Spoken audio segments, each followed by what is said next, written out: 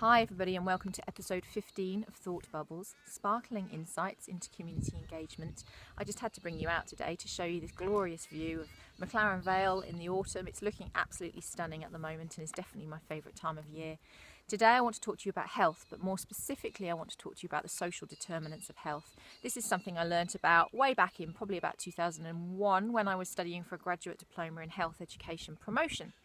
And this model that I learnt about really did influence my work in the community sector and really made me see a community as something a bit broader than perhaps what we do normally see the community. There are actually many layers, and that's helped me really define my work over the years. So let me tell you about the model. It was devised by some people called Dahlgren and Whitehead back in 1991, and it's called the social determinants of health. And it basically starts out with the individual person down at the bottom in the middle. And that person has many individual things that will influence their health. So those individual things might be their age, it might be their gender, it might be the genetics that they're born with. Those are things that really you can't fundamentally change. They're things that you kind of are made up of. You are made up as an individual of those things. Then there's a little layer that goes around you, and that's to do with, and I hate this phrase because Tony Abbott recently abused it, but lifestyle choices. So maybe it's not I think it's the word choice that's the problem, but their lifestyle. So the food that they eat, the things that they drink, the exercise that they do or don't do, drugs that they might take or don't take. It's all to do with those lifestyle factors, I guess is probably a better word, that can influence an individual's health. Then as you go slightly higher over the top, you've got your social and community influences on your health. Now this is the bit where I get really passionate, and this is about your networks in your community and how you feel a sense of community and a sense of belonging. It can equally be talking about your friendships and really that kind of social and community network of support. Then going beyond that, the next layer over the top of that is to do with your living and working conditions. Now this can be anything to do with housing, employment opportunities, your working conditions, your access to education, your access to healthcare. All of those things can impact on your individual health.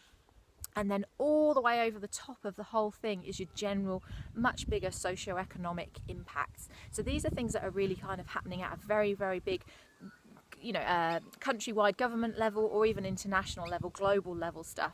So you could be talking about your access to technology, access to media, you could be talking about information around climate change, you could be talking about the general environment, financial things, the economy. These are like really huge things that an individual has very little control over. So going from that very, very small individual and your own kind of genetic things to your lifestyle factors, to your community and social and community networks, to your living and working conditions, right over to your general socioeconomic conditions. Those are all the things that have an impact on your health. And that is what makes me feel very passionate about why it's important that we get community and we get society right as a whole, because as individuals we're living in that society and it does impact on us and our general health. So that was the Dahlgren and Whitehead social determinants of health model. I hope you found that interesting and I've learned something there. I did actually a few years ago work on a couple of projects, quite significant projects in South Australia, where we spoke to a lot of people about what they wanted for the future of South Australia. And as a result of that, I actually just developed up, this is just not, my client didn't ask me to do this, it was just because I'm a geek, but I actually developed up a bit of an infographic based on the social determinants of health, and I placed in all the different things that people had told us about what they wanted for South Australia, and it actually fitted really nicely within this model. So it's something that we can use to sort of apply all the time in our work, remembering those different layers that affect people and their health. Anyway, I hope you found that interesting. I hope you're also enjoying autumn or fall or spring or wherever you might be in the world. Summer? No, nobody's in summer yet. Anyway, I hope you're having as good a time as me at the moment, and I'll speak to you soon. Bye.